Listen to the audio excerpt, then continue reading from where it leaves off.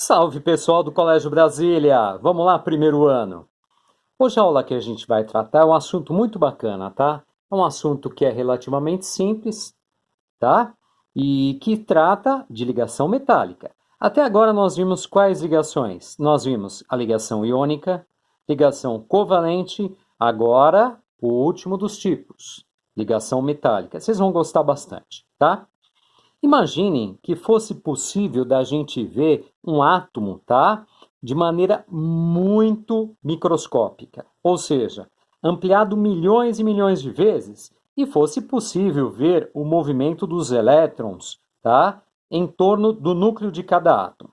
Vocês sabem que os átomos dos metais são pequenos ou grandes? Vocês sabem que os átomos dos metais são átomos grandes.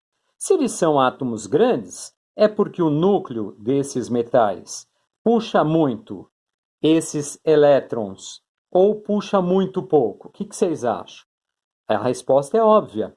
Se o átomo é muito grande, é porque o núcleo tem uma força muito pequena para puxar, inclusive, os elétrons da camada de valência, que é a última camada. Esses elétrons da camada de valência, tá? Nos átomos metálicos, eles ficam praticamente livres.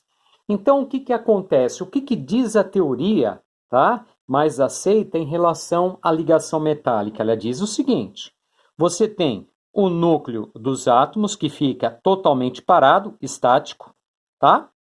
E daí, os elétrons que estão na camada de valência, eles ficam passeando por todo o material. Se eles ficam passeando por todo o material, o que acontece com esses núcleos aqui? Ou melhor, o que acontece com o átomo? Ele praticamente vira um cátion. Ele vira um cátion, né? Daí o núcleo é considerado como um cátion, como se fosse um cátion, né? E aí o que acontece? Em volta do núcleo ficam passeando esses elétrons. Então, todos esses elétrons passeando, eles criam uma espécie de um mar, né? Ou seja, uma infinidade muito grande de elétrons. Tá ok? E esses elétrons passeando para lá e para cá, e os núcleos estáticos, vão formar o quê? Vão formar uma ligação entre eles muito, mas muito intensa, muito grande, muito forte. Tão forte como se fosse uma ligação iônica. Aqui é praticamente uma ligação iônica, porque os elétrons aqui, tá, estariam no papel dos ânions e os núcleos aqui no papel dos cátions, tá bom? Mas não é uma ligação iônica, tá? Aqui é a ligação metálica, ok?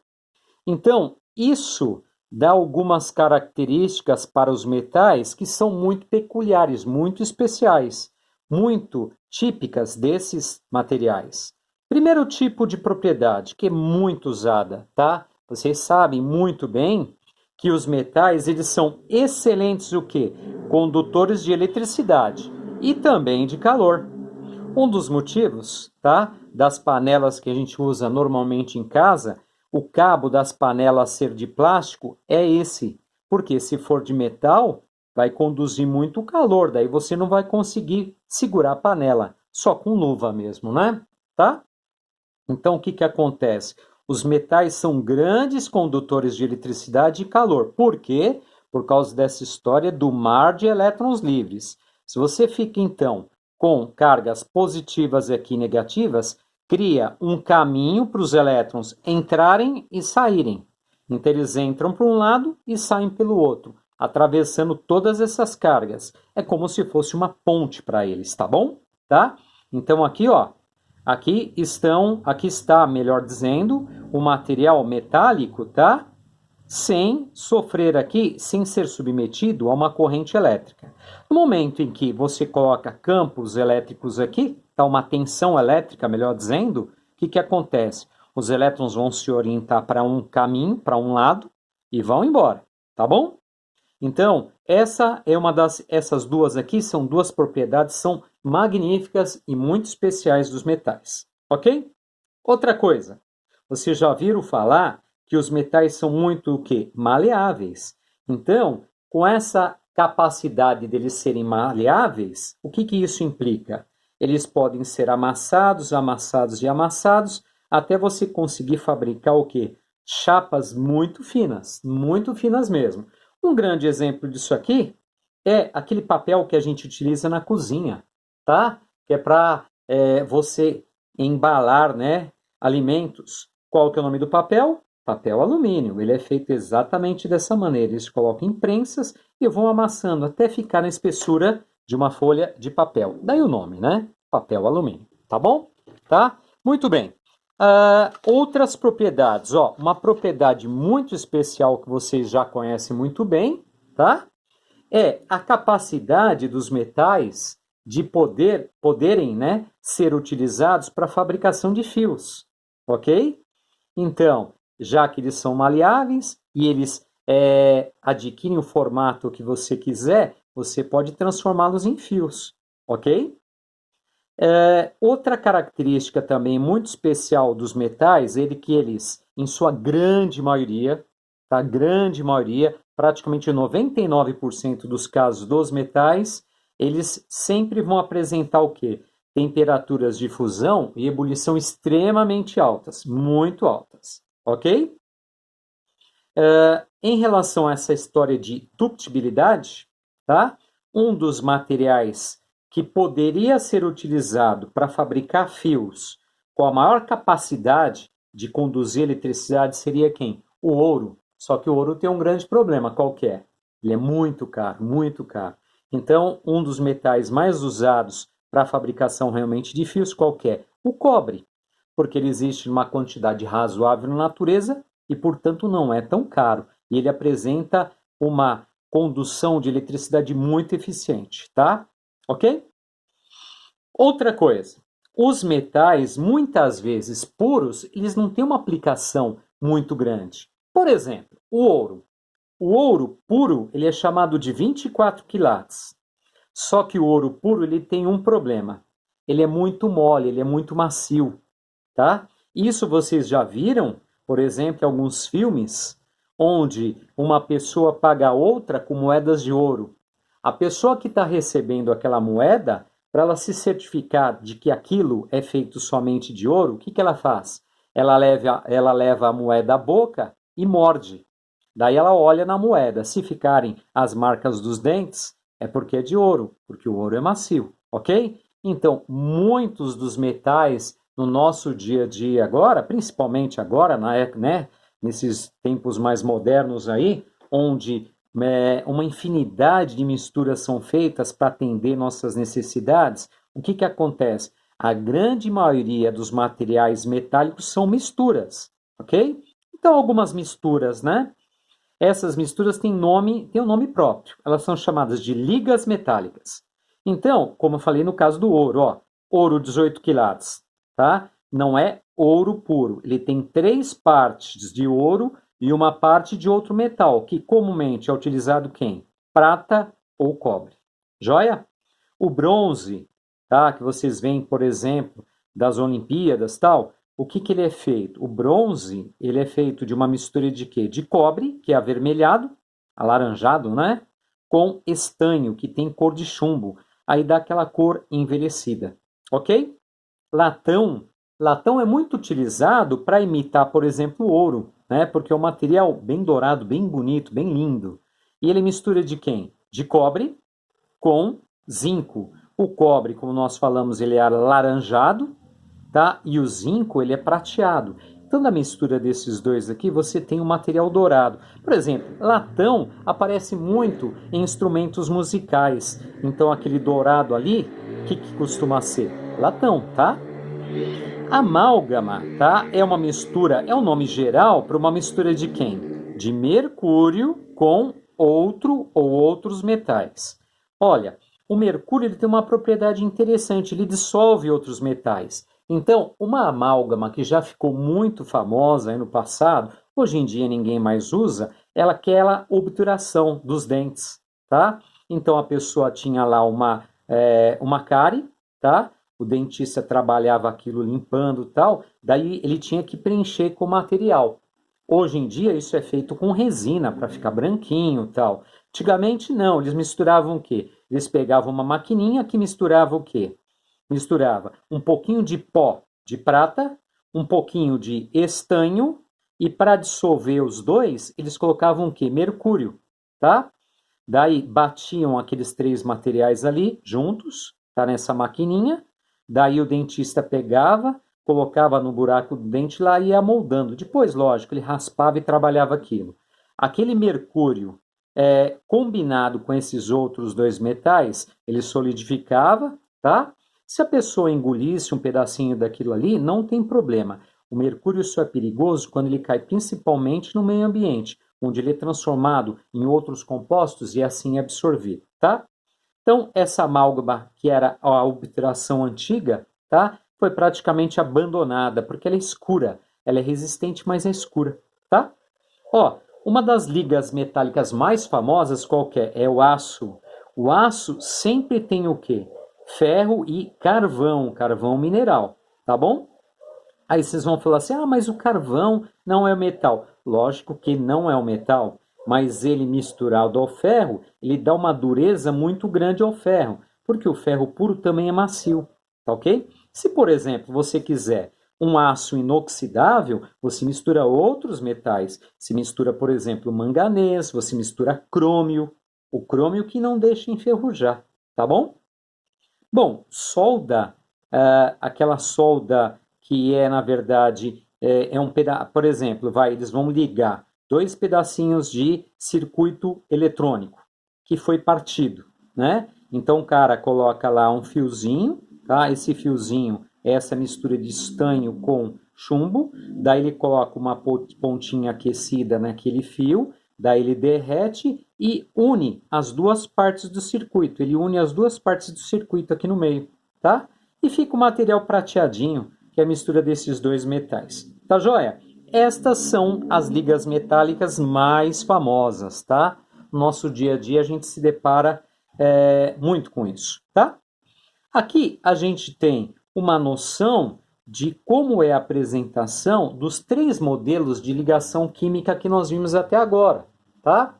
Então, o que a gente teria aqui? Por exemplo, ó, sódio, que é o metal, com cloro, que é um ametal, o que acontece?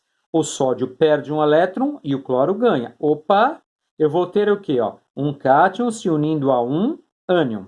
O cátion é pequenininho, diferente, portanto, né, do tamanho grandão aqui do ânion, tá? Daí vai formar o quê? Uma estrutura tridimensional super organizada, que a gente chama de quê? De retículo cristalino. Então, uma substância iônica, como característica marcante, é que você tem o quê? Você tem partículas, tá? De tamanhos o quê? Diferentes. E uma muito maior do que a outra. Então, você teria quem aqui, ó, o ânion, que é negativo, e o cátion aqui positivo, tá? E você tem uma estrutura super organizada. Já num composto, por exemplo, molecular, você não costuma ter, normalmente, uma estrutura organizada. Por exemplo, cloro, que é um metal, se combinando com o bromo. O que eles vão fazer? Esse daqui está na 7A, esse aqui também está na 7A. Então, esse quer um elétron e esse daqui também quer. Então, como um quer roubar o elétron do outro, no final da história, eles vão ter que fazer o quê? Eles vão ter que compartilhar um par de elétrons através de uma ligação aqui, ó. Tá? Então, esta ligação aqui é chamada ligação covalente. Então, ligação covalente é para a formação de quê? De substâncias moleculares, ok? Aqui ele está mostrando para a gente que esse daqui é uma substância gasosa, moléculas em movimento, né? Bagunçado, né? Essa é a história de bagunça, né? No caso, né? Desorganização, tá? Já num composto formado, por exemplo, por sódio, o que acontece? Você vai ter o núcleo, né? Positivo e os elétrons girando aqui em torno, tal, né? E aí, dando aquela força muito grande entre as partículas, formando o quê? A chamada ligação metálica, que é uma ligação extremamente forte. Tá ok? Tá? E aí, no composto, por exemplo, ou melhor, na substância metálica, você tem um material também organizado. Só que percebam que as partículas são todas do mesmo tamanho. Entenderam? Tá? Muito bem. Tem mais aqui uma comparação aqui que a gente tem entre compostos iônicos, substâncias metálicas e moleculares. Vamos lá. Ó, seguinte. Composto iônico, ele não é formado pelo cátion, que é positivo, e o ânion, que é negativo. Ele não se atraem com muita força.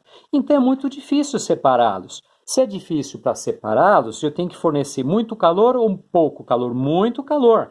Então, temperatura de fusão e ebulição de composto iônico é muito alta, assim como substância metálica. Eu acabei de explicar por quê, né? Tá? Você tem o núcleo, os elétrons em volta girando, assim, o que acontece? Você vai ter todas essas cargas que vão se atrair no final da história e se aproximar muito. É muito difícil separar. Então, temperaturas de fusão e ebulição de composto metálico também é muito alta. Já composto molecular, não. Um está emprestando elétrons para o outro, então não tem cargas positivas e negativas. Então, as temperaturas são baixas. Composto iônico conduz eletricidade no estado sólido? Não. Composto molecular conduz eletricidade no estado sólido? Não. Qual o único que conduz eletricidade no estado sólido? Qual? Somente composto metálico ou substância metálica, né? Tá? Já se você derreter o material metálico, ele continua conduzindo, tá? Composto metálico se dissolve na água? Não. Então, não vale essa coluna aqui, tá? Composto iônico, quando derretido, ele conduz? Conduz, porque o calor extremo vai separar os íons, daí vai conduzir. A mesma coisa se eu jogar na água, ou seja, a solução aquosa. Daí o que acontece? A água separa os íons, formando íons livres, conduzindo, praticamente que nem uma substância metálica. Substância molecular normalmente não conduz, tá? No estado líquido. Pura não, tá? Em solução aquosa, tem um caso ou outro que conduz. Depois eu vou passar para vocês, mas via de regra, a gente considera que substância molecular, quando jogada na água, não conduz, tá bom? Tá? Então é o seguinte, ó, exercício 1, página 260. Como vimos nas aulas anteriores, corrente elétrica é o fluxo, né, ordenado de cargas. Diferentemente dos compostos iônicos, as substâncias metálicas conduzem corrente elétrica no estado sólido. Ele está pedindo para você propor uma explicação para isso. Então, o que acontece? Ó, nas substâncias metálicas, a gente não tem um mar de elétrons, que são negativos, e eles não estão transitando de um lado para o outro, e aí não ficam os núcleos, que são positivos. Daí, conclusão, se você tem os elétrons, né, nesse mar aí, indo para lá e para cá, e os núcleos positivos paradinhos, é como se todo mundo, um em relação ao outro, estivesse em movimento. Ou seja, criando o quê? Criando a chamada condição para que os elétrons entrem por um lado e saiam pelo outro, tá? Devido ao quê? Essas cargas elétricas em movimento, tá bom? 2. As figuras abaixo representam esquematicamente estruturas de diferentes substâncias. Dá uma olhadinha aqui, ó, dá uma olhadinha. Esses daqui, ó, são partículas exatamente iguais, tá? Iguais. Aqui você tem uma pequenininha e uma bem maior, ok? Daí ele pergunta, qual dessas duas aqui, ó, conduz corrente elétrica no estado sólido? Então, nós acabamos de ver aqui em cima que o único material que conduz eletricidade no estado sólido, qual que é? Não são os metais? Se são os metais, o que acontece? Então, aqui, ó, aqui você tem um pequenininho e um grandão. Então, esse aqui seria positivo, seria o cátion. Esse aqui seria quem? Seria o ânion. Então, conclusão, essa daqui é uma substância iônica e essa daqui, portanto, é uma substância metálica. Então, qual conduz? Somente um, pois representa uma substância metálica, enquanto dois representa uma substância iônica, tá? Questão 3 é uma questão da FUVEST que foi modificada um pouquinho. Então, as figuras a seguir representam diferentes tipos de substâncias, tá? A temperatura ambiente. Temperatura ambiente é considerada como 25 graus. Temperatura que a gente vive, vamos admitir dessa maneira. Então é o seguinte, ele está pedindo para você marcar qual alternativa indicaria substâncias que existem no nosso dia a dia que poderiam ser representadas por esses desenhos. Vamos lá. Essa partícula não é igual a esta, que é igual a esta, que é igual a esta. Beleza. Essa daqui não é pequenininha, essa daqui não é grandona. Opa! Então aqui seria um cátion, aqui seria um ânion. Aqui você não tem partículas bagunçadas, ó, a estrutura não está bagunçada aqui. Então, certeza que é uma substância o quê? Ó? Substância molecular. Aqui é uma substância o quê? Uma substância iônica, tá? E aqui, tudo igualzinho, né? Tudo uniforme, né? Organizadinho. Aqui eu tenho o quê? Uma substância metálica. Então, metálica, iônica, molecular. Então, a gente vai ficar com a letra D. Por quê? Ó, primeira substância aqui, ferro. Segunda substância, sal de cozinha. Toda substância iônica começa com um metal e depois é ametal. Substância molecular não pode começar com metal. Então, ó, CO2 é o gás carbônico, ele começa com carbono, que é um ametal. Joia? Muito fácil, hein? Fácil demais. Vamos lá? Última questão. Última questão praticamente já está feita, porque a gente já viu toda essa teoria aqui. Vocês vão ver, fácil demais. Ó, seguinte, eu tenho três substâncias, X, Y, Z. Vamos dar uma olhadinha, hein? Olha a temperatura de fusão da Y, hein? Ó, menos 199 e temperatura de ebulição menos 195. Ah, gente, certeza, esta substância Y, ela é molecular. Ok? Qual o único tipo de substância que conduz eletricidade no estado sólido? Responde para mim. Metálica. Opa! Olha aqui, ó. Condutividade elétrica no sólido. Sim. Então, substância Z, ela é o quê? Metálica. Joia? Metálica. Então, a substância X só pode ser iônica. Ó, dá uma olhadinha aqui, hein? Ó, quer ver? Eu vou confirmar para vocês. Vamos escrever aqui, mas tá certo, hein? Ó, iônica. Seguinte, olha a temperatura, 2614, 2850. Aqui a metálica, 420 e 907. São temperaturas altas, sim, tá? Agora, substância iônica conduz eletricidade no estado sólido? Não. Conduz eletricidade derretida, ou seja, no estado líquido? Sim, tá? Substância molecular não conduz nem no estado sólido, muito menos na líquida, via de regra, né? Tá? Então, qual é o tipo de ligação química presente em cada substância? X, ligação iônica. Y não é uma substância molecular? Qual o tipo de ligação química para formar uma molécula? Ligação covalente, não é ligação molecular, tá? É ligação covalente, tá? E último, substância metálica, ligação metálica, tá? Daí ele fala, ó, a continuação, letra B. Ele pergunta o seguinte, ó. Sabendo que X, Y e Z são CO, monóxido de carbono, zinco e monóxido de cálcio. Não nessa sequência, tá? Ele está perguntando quem pode ser X, quem pode ser Y, quem pode ser Z, dessas substâncias que existem de verdade. Então, moleza, X não é uma substância iônica? Se X é uma substância iônica, só pode ser quem? CaO, porque cálcio é metal e oxigênio é um ametal. Tá aqui, ó, metal e ametal. Y aqui não é formado por ligação covalente, então é uma substância molecular. Substância molecular não tem metal. Então só pode ser quem? O CO. Olha aqui, ó. Y é o CO, porque é ametal com ametal. Ok, formado só por ametais. E Z, logicamente, só pode ser quem? O zinco. O zinco não é uma substância metálica. Por exemplo, lá no Colégio Brasília, todo o telhado da escola é feito de zinco, tá bom? Tá? Beleza, turminha? Fácil, fácil, fácil, hein? A gente se vê em breve, se Deus quiser, tá? Um abraço a todos.